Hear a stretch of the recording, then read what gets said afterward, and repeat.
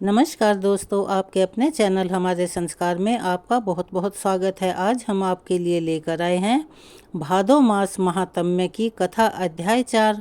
लेकिन उससे पहले अगर आप हमारे चैनल पर नए हैं तो आप सभी से हाथ जोड़कर निवेदन है, प्लीज़ हमारे चैनल को सब्सक्राइब करें, वीडियो को लाइक करें, ज़्यादा से ज़्यादा शेयर करें ताकि इन कथा कहानियों का लाभ दूसरे लोगों को भी मिल सके। बेल आइकन को दबाना ना भूलें ताकि हमारी आगे आने वाली वीडियो की जानकारी आपको नोटिफिकेशन के ज़रिए मिल जाया करे। कमेंट्स बॉक्स में अपने कमेंट्स भी ज़रूर लिखा कीजिए, उससे हमें मनोबल मिलता है और हमारा उत्साह भी बढ़ता है। आपका एक छोटा सा प्रयास हमारे लिए काफ़ी फायदेमंद सिद्ध होता है। जय श्री कृष्ण, राधे राधे, हर हर महादेव। चलिए अब शुरू करते हैं भादो मास महात्म्य का आगे का वृतांत। मुनियों ने कहा, हे भगवान, अब हम राजा इंद्रद्युम्न के बारे में सुनना चाहते हैं। उस श्रेष्ठ तीर्थ में जाकर उन्होंने क्या किया? तब ब्रह्मा जी कहने लगे, मुनिवर सुनो, मैं उस अक्षेत्र के दर्शन और राजा के कर्म का संक्षेप में वर्णन करता हूँ। उस त्रिभुवन विख्यात पुरुषोत्तम अक्षेत्र में जाकर महाराज इंद्रद्युम्न ने रमणीय स्थानों और नदियों का दर्शन किया। वहाँ एक बड़ी पवित्र नदी बहती है जो विंध्याचल घाटी से निकलती है। वह नदी सभी पापों को दूर करने वाली है और कल्याणमयी है। उसका स्रोत बहुत बड़ा है और उसका महत्व गंगा जी के समान ही है। वह दक्षिण समुद्र में मिली है। वह पुण्य सलीला सरिता महानदी के नाम से भी विख्यात है। उसके दोनों किनारों पर अनेकों गांव और नगर बसे हुए हैं। वे सभी गांव अच्छी फसल होने के कारण बहुत ही मनोहर दिखाई देते हैं। वहाँ के लोग स्वस्थ हैं, हष्ट-पुष्ट हैं और वहाँ रहने वाले ब्राह्मण, क्षत्रिय, वैश्य तथा शूद्र शांत भाव से अलग अलग अपने अपने धर्मों में तत्पर दिखाई देते हैं। ब्राह्मणों के मुख से 6 अंग पद और क्रम से युक्त वैदिक वाणी निकलती रहती है। कोई अग्निहोत्र में लगे रहते हैं और कोई उपासना में। वे समस्त शास्त्रों के अर्थ समझने में कुशल यज्ञकर्ता और प्रचुर दक्षिणा देने वाले होते हैं। वहाँ चबूतरों, सड़कों, वनों, उपवनों, सभा मंडपों, महलों और देव मंदिरों में महान जन समुदाय इकट्ठा होकर इतिहास, पुराण, वेद, वेदांग, काव्य शास्त्रों की कथा सुनते रहते हैं। उस देश की स्त्रियों को अपने रूप और अपने यौवन पर गर्व होता है। वे सभी उत्तम लक्षणों से संपन्न होती हैं। उस अक्षेत्र में सन्यासी, वानप्रस्थ, सिद्ध, स्नातक, ब्रह्मचारी, मंत्र सिद्ध, तपस्या सिद्ध और यज्ञ सिद्ध पुरुष निवास करते हैं। इस प्रकार राजा ने उस अक्षेत्र को परम शोभायमान देखा। इसीलिए मन में यह निश्चय किया कि यहीं रहकर परम देव, परम अपार, परम पद, अनंत, अपराजित, सर्व सर्वेश्वर, जगत गुरु, सनातन भगवान श्री विष्णु की आराधना करूँगा। यही भगवान का मानस तीर्थ पुरुषोत्तम अक्षेत्र है। यह बात मुझे मालूम हो गई क्योंकि यहाँ कल्प वृक्ष स्वरूप विशाल वट वृक्ष खड़ा है। यहीं इंद्र नीलमणि की बनी हुई मणिमय प्रतिमा है जिसे भगवान ने स्वयं छिपा दिया है, क्योंकि यहाँ दूसरी कोई प्रतिमा दिखाई नहीं देती। मैं ऐसा प्रयास करूँगा जिससे सत्य पराक्रमी जगदीश्वर भगवान श्री विष्णु मुझे प्रत्यक्ष दर्शन दें। मैं अनन्य भाव से भगवान में मन लगाकर यहाँ यज्ञ, दान, तपस्या, होम, ध्यान, पूजन तथा उपवास आदि के द्वारा विधि पूर्वक उत्तम व्रत का पालन करूँगा। साथ ही यहाँ श्री विष्णु भगवान के मंदिर बनाने का कार्य भी प्रारंभ करूँगा। हे ब्राह्मणों, यह सोचकर महाराज इंद्रद्युम्न ने वहाँ भगवान का मंदिर बनवाने के लिए कार्य आरंभ कर दिया। उन्होंने ज्योतिष शास्त्र के पारंगत समस्त आचार्यों को बुलवाया और बड़ी प्रसन्नता के साथ यत्नपूर्वक सबसे पहले भूमि का शोधन कराया।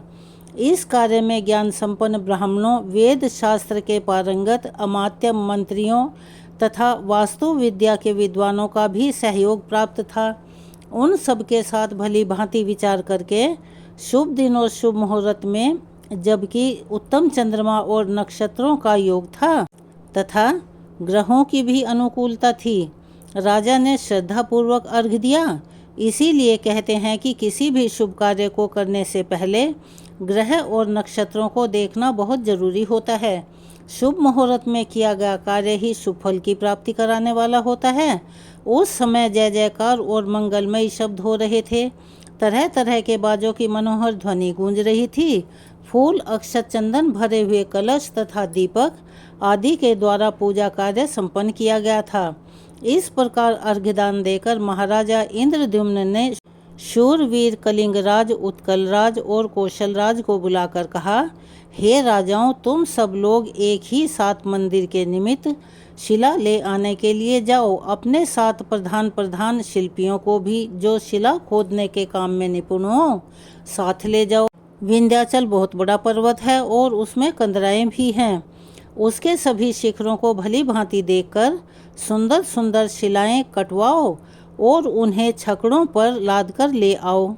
देर मत करो। इस प्रकार राजाओं को शिलाओं को लाने के लिए आज्ञा देकर महाराज ने अमात्य और पुरोहितों से कहा कि चारों ओर शीघ्रगामी दूत भेजे जाएं और वे पृथ्वी के समस्त राजाओं के पास जाकर मेरी यह आज्ञा सुना दें कि राजाओं, महाराज इंद्रद्युम्न की आज्ञा के अनुसार तुम सब लोग हाथी, घोड़े, रथ और पैदल सेना तथा अमात्य और पुरोहितों के साथ चलो।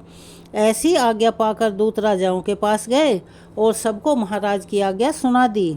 दक्षिण, पश्चिम, उत्तर और पूर्व देश के रहने वाले, दूर और पास रहने वाले, पर्वत तथा भिन्न भिन्न द्वीपों के निवासी नरेश महाराज इंद्रद्युम्न का आदेश सुनकर रथ, हाथी, घोड़े और पैदल सेना के साथ बहुत सारा धन साथ में लेकर भारी संख्या में एकत्रित हो गए। राजा को अमात्य और पुरोहितों सहित आया देखकर महाराज इंद्रद्युम्न को बड़ी प्रसन्नता हुई। वे कहने लगे, हे राजाओं, मैं आप लोगों से कुछ निवेदन करना चाहता हूँ। सभी सुने। यह भोग और मोक्ष प्रदान करने वाला कल्याणमयी अक्षेत्र है। मैं यहाँ अश्वमेध यज्ञ करना चाहता हूँ और भगवान विष्णु का मंदिर बनवाना चाहता हूँ, किंतु मैं इस कार्य को कैसे पूर्ण कर सकता हूँ, इसी चिंता से मेरा मन परेशान हो रहा है।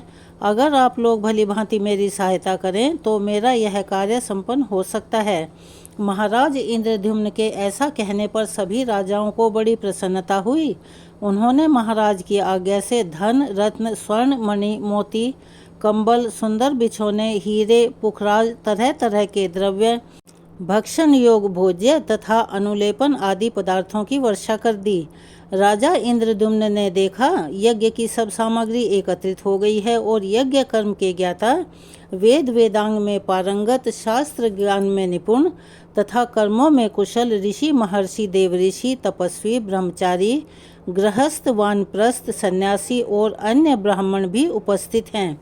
तब उन्होंने अपने पुरोहित से कहा, हे ब्राह्मण, कुछ विद्वान ब्राह्मण जो वेदों के पारंगत पंडित हों, जाकर अश्वमेध यज्ञ की सिद्धि के लिए उत्तम स्थान देखें। राजा के ऐसा कहने पर विद्वान पुरोहित ने यज्ञ कर्म में कुशल ब्राह्मणों को आगे करके कुशल शिल्पियों के साथ प्रस्थान किया। उसी अक्षेत्र में जहाँ धीवरों का गांव था, विधि पूर्वक यज्ञशाला बनवाई। उसमें गली, कूचे और छतरियां भी बनवाई गई। सैकड़ों महल बनवाए गए थे। सारा यज्ञ मंडप स्वर्ण, रत्न तथा श्रेष्ठ मणियों से विभूषित होकर इंद्र भवन के समान सुंदर दिखाई दे रहा था। खंभों पर सोने से चित्रकारी की गई थी। दरवाजे बहुत बड़े बड़े बने हुए थे। यज्ञ के प्रत्येक भवन में शुद्ध सोने का उपयोग किया गया था। नाना देशों से आए हुए ब्राह्मणों और वैश्य के लिए भी उन्होंने अनेकों शालाएं बनवाई थी। महाराज इंद्रद्युम्न का प्रिय करने के लिए समस्त राजा अनेक प्रकार के रत्न लेकर वहां आए थे। साथ ही उनकी स्त्रियां भी उत्सव में सम्मिलित हुई थी। महाराज ने उन समस्त समागत अतिथियों के ठहरने के लिए, उनके सोने के लिए बिस्तर, तरह तरह के भोज्य पदार्थ और सब कुछ सामग्री उन्हें प्रदान कर दी। उस महायज्ञ में जो भी श्रेष्ठ ब्राह्मण पधारे, उन सबको राजा ने स्वागत पूर्वक ग्रहण किया। महातेजस्वी राजा ने गर्व छोड़कर, घमंड छोड़कर स्वयं ही सब ब्राह्मणों का सभी प्रकार से खुद स्वागत सत्कार किया। इसके बाद शिल्पियों ने अपनी शिल्प रचना का कार्य पूरा हो जाने के बाद यज्ञ मंडप तैयार हो जाने की सूचना राजा को दी। यह सुनकर मंत्रियों सहित राजा बहुत प्रसन्न हुए। उनके शरीर में रोमांच हो आया। यज्ञ मंडप तैयार हो जाने पर महाराज ने ब्राह्मण भोज का कार्य आरंभ करवाया। प्रतिदिन जब 1,00,000 ब्राह्मण भोजन कर लेते, तब बार बार बादलों की गर्जना के समान गंभीर स्वर में दुंदुभी बजने लगती थी। इस प्रकार राजा के यज्ञ की वृद्धि होने लगी। उसमें अन्न का इतना दान किया गया जिसकी कहीं कोई बराबरी, कहीं कोई तुलना ही नहीं की जा सकती। लोगों ने वहां देखा कि दूध, दही और घी की तो नदियां बह रही हैं। तरह तरह के जनपद के साथ समूचे जम्बू द्वीप के लोग वहां जुटे हुए थे। वहां कितने ही सहस्त्रों पुरुष बहुत से पात्र लेकर इधर उधर से इकट्ठा हुए थे। राजा के अनुगामी पुरुष ब्राह्मणों को तरह तरह के अनुपान और राजाओं के उपयोग में आने वाले भोज्य पदार्थ परोसते थे। यज्ञ में आए हुए वेद वेता ब्राह्मणों तथा राजाओं का महाराज ने पूरी तरह से स्वागत सत्कार किया। इसके बाद उन्होंने राजकुमारों से कहा, राजा बोले, राजपुत्रों, अब समस्त शुभ लक्षणों से युक्त श्रेष्ठ अश्व लेकर आओ और उसे समूची पृथ्वी पर घुमाओ। यही अश्वमेध यज्ञ की पहचान होती है, जिसमें एक घोड़ा पूरी पृथ्वी पर, पूरी धरती पर घुमाया जाता है। और यदि कोई राजा उस अश्व को यानी कि उस घोड़े को पकड़ लेता है तो उसे राजा के साथ युद्ध करना होता है। अगर वह घोड़ा बिना किसी विघ्न के वापस लौटकर आ जाता है, तब उस समूची पृथ्वी पर उसी राजा का एक छत्र राज्य हो जाता है। तो इस प्रकार राजा इंद्र ने अपने पुत्रों को आज्ञा दी, विद्वान और धर्मात्मा ब्राह्मण यहाँ होम करें और यह यज्ञ उस समय तक चलता रहे जब तक कि भगवान इसके समीप प्रकट होकर मुझे प्रत्यक्ष दर्शन ना दे दें। ऐसा कहकर राजाओं में श्रेष्ठ राजा इंद्रद्युम्न ने बहुत सा सोना, करोड़ों के आभूषण, लाखों हाथी घोड़े, अरबों बैल तथा स्वर्णमयी सींग वाली दुधारू गाय, जिनके साथ कांसे के दुग्ध पात्र थे, वेद वेता ब्राह्मणों को दान में दे दी। इसके सिवाय बहुमूल्य वस्त्र, हिरण के बालों से बने हुए बिछौने, मूंगा मणि तथा हीरे, पुखराज, मणि, मोती आदि तरह तरह के रत्न भी दिए। उस अश्वमेध में याचकों और ब्राह्मणों को तरह तरह के भक्ष्य भोज्य पदार्थ प्रदान किए गए। मीठे पुए, स्वादिष्ट अन्न की सभी जीवों के पेट भरने के लिए बराबर दिए जाते थे। यहाँ दिए गए दान तथा दिए जाने वाले धन का कभी अंत ही नहीं होता था। इस प्रकार उस महायज्ञ को देखकर देवता, दैत्य, चारण, गंधर्व, अप्सरा, सिद्ध, ऋषि और प्रजापति सब के सब बड़े आश्चर्य में पड़ गए। उस श्रेष्ठ यज्ञ की सफलता देखकर पुरोहित, मंत्री तथा राजा सबको बड़ी प्रसन्नता हुई। वहाँ कोई भी मनुष्य दरिद्र, दीन या भूखा नहीं रहा। उस यज्ञ में किसी प्रकार का कोई भी उपद्रव, ग्लानि, आधि, व्याधि, अकाल मृत्यु, दंश, ग्रह, पीड़ा या फिर किसी भी विष का कोई कष्ट नहीं हुआ।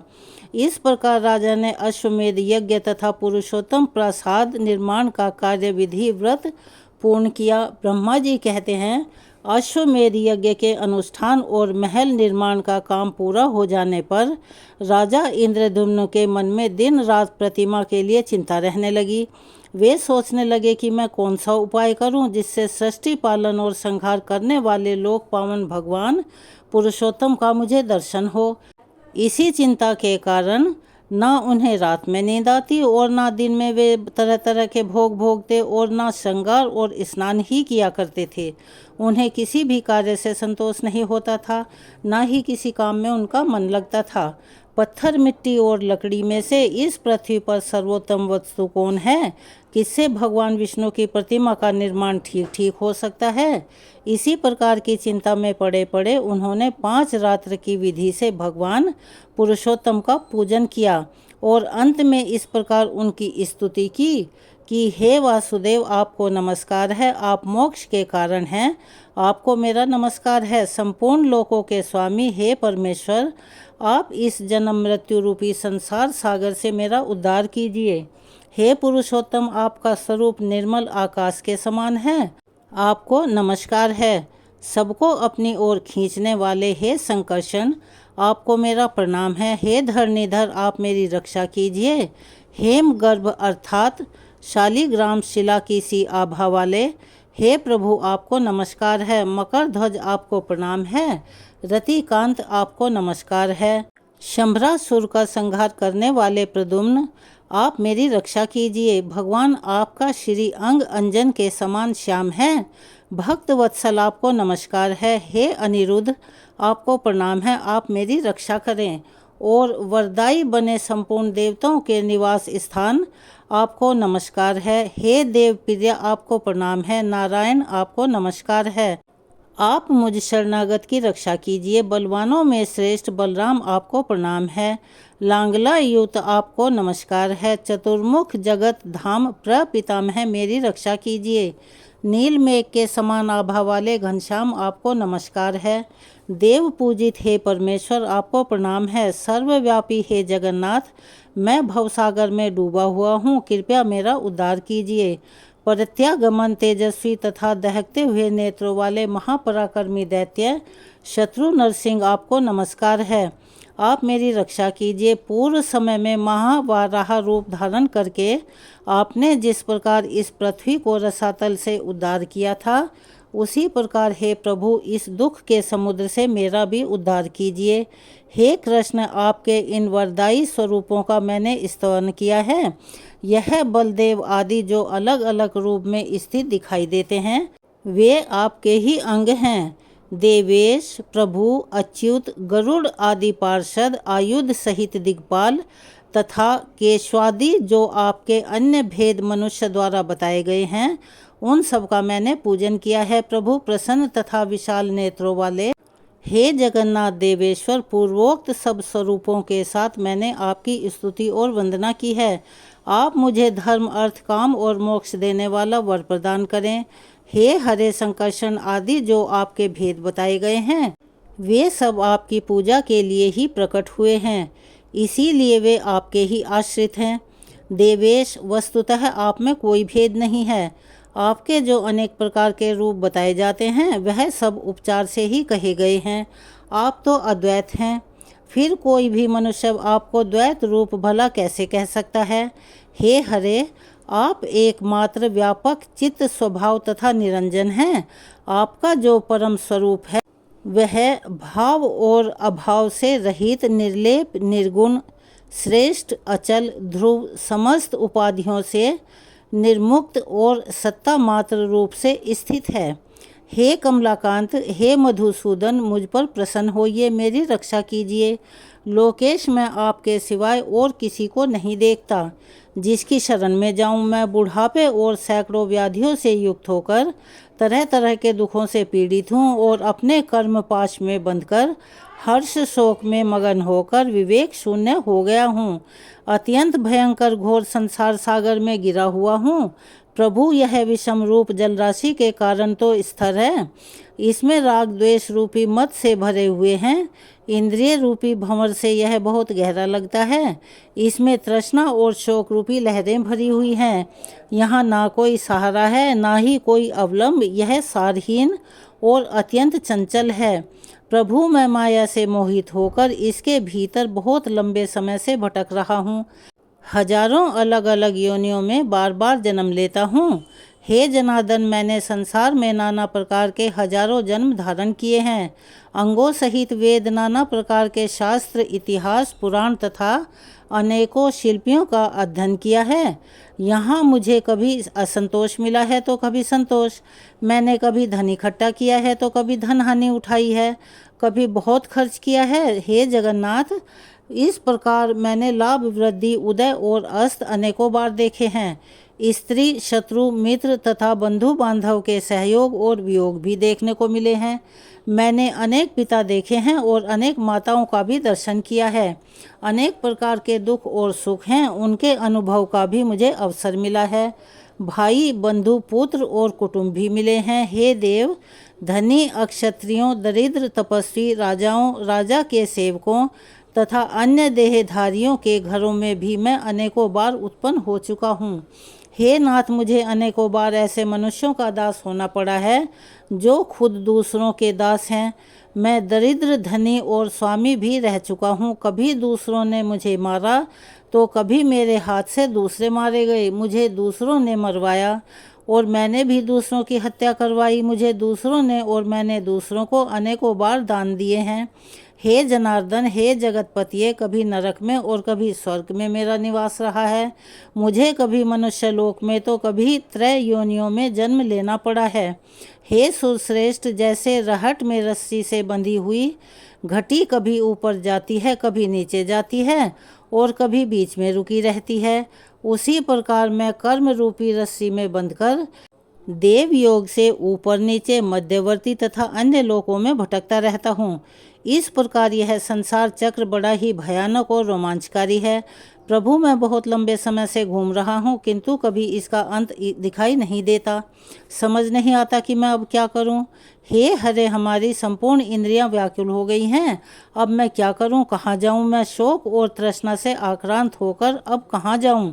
मेरी चेतना लुप्त हो रही है। देव, इस समय व्याकुल होकर मैं आपकी शरण में आया हूँ। हे कृष्ण, मैं संसार सागर में डूबकर दुख भोगता हूँ, मुझे बचाइए। जगन्नाथ, अगर आप मुझे अपना भक्त मानते हैं तो मुझ पर कृपा कीजिए। आपके सिवाय कोई दूसरा ऐसा बंधु नहीं है जो मेरी चिंता कर सके।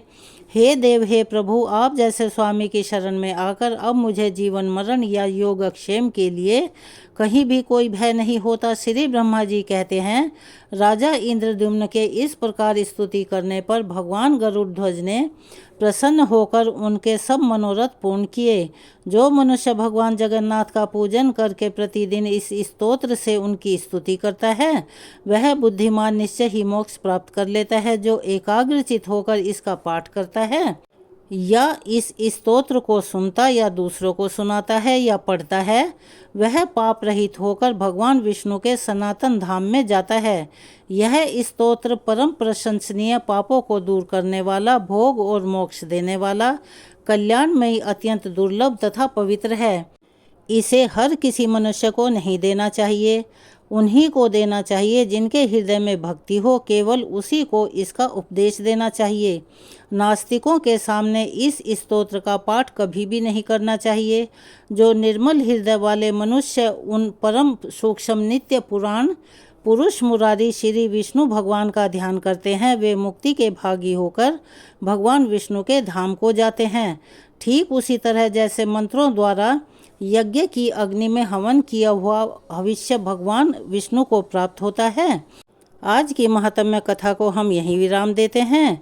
कल आने वाली वीडियो में आपको राजा इंद्रद्युम्न को भगवान के दर्शन कैसे हुए, किस प्रकार उन्होंने भगवान की प्रतिमाओं का निर्माण करवाया, उसकी स्थापना करवाई, ये बहुत ही रोचक प्रसंग होने वाला है, जिसे कि आप हमारे कल आने वाली वीडियो में सुन पाएंगे। हमें उम्मीद है कि आप उसका इंतज़ार करेंगे और उसे भी पूरी श्रद्धा और भक्ति के साथ सुनेंगे। अगर आप हमारे चैनल पर नए हैं, अभी तक चैनल को सब्सक्राइब नहीं किया है, तो आप सभी से निवेदन है कि हमारे चैनल को सब्सक्राइब करें, वीडियो को लाइक करें, ज़्यादा से ज़्यादा शेयर करें, ताकि इस कथा के श्रवण का लाभ और लोगों को भी मिल सके। बेल आइकन को दबाना ना भूलें, ताकि हमारी आगे आने वाली वीडियो की जानकारी नोटिफिकेशन के जरिए आपको मिल जाया करे। अपना सहयोग और प्यार हमें ऐसे ही देते रहें। कमेंट्स बॉक्स में जय श्री कृष्ण, राधे राधे, हर हर महादेव लिखना ना भूलें। आप सभी से निवेदन है कि कमेंट्स भी ज़रूर लिखा कीजिए। धन्यवाद।